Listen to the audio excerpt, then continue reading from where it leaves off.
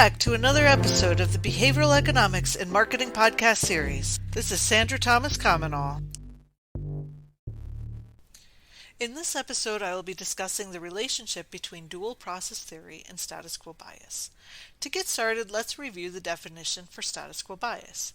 Status quo bias is a cognitive bias that is based in emotion, whereby an individual is presented with the choice of switching from status quo or maintaining status quo, weighs the potential losses of switching more heavily than the potential gains of switching. In other words, status quo bias is the preference for the maintenance of one's current or previous state of affairs rather than undertaking any action to change this current or previous state. The age-old adage, if it ain't broke, don't fix it, comes to mind. Status quo bias intersects with other cognitive biases such as loss aversion, in which losses are weighted more heavily than expected gains. Thereby, status quo bias can be related to loss aversion, endowment effect, risk preferences, and dual process theory, to name a few. A large body of evidence shows that status quo bias frequently affects every facet of human decision-making, from switching toothpaste brands or moving across the country to leaving a current job for a new one.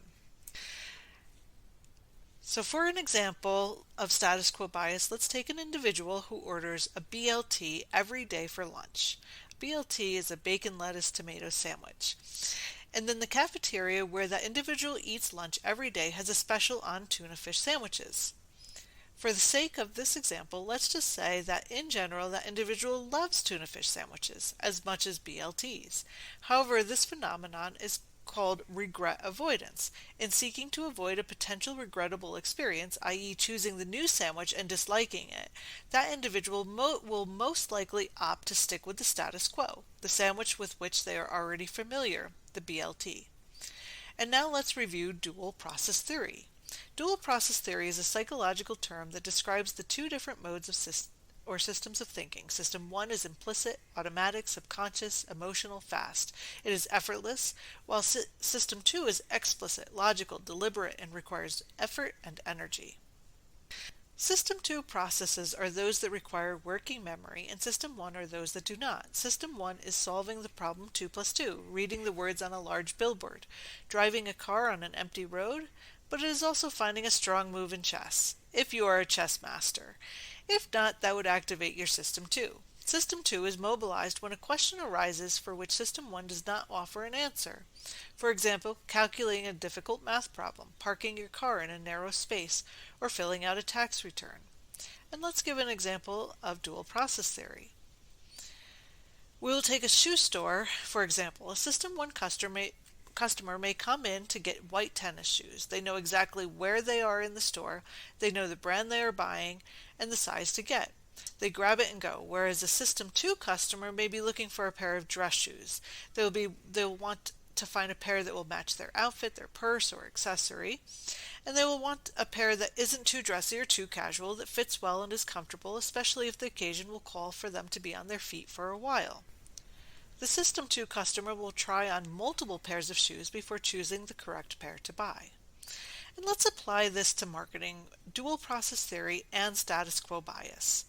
Status quo bias is the act of choosing to stick with the status quo over undertaking any action to change this current or previous state.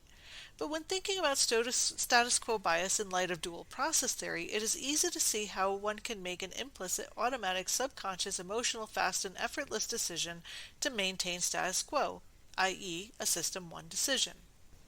I do want to take a moment to point out here that not all status quo biases are rooted in dual process theory. Individuals often weigh all their options and think through the choice set before deciding to maintain status quo. However, for the purposes of this episode, we are considering the System 1 thinking on dual process theory, and therefore, in this case, if you find that your potential customers are System 1 thinkers, you may want to move them into System 2 when choosing whether to maintain status quo or make a change.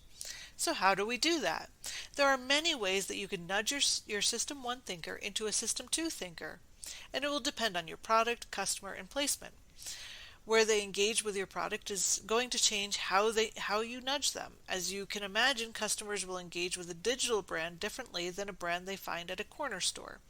And based on that placement, marketers will have to nudge their customers differently to get them from System 1 to System 2. But I will give an example. Let's use the tried and true toothpaste example.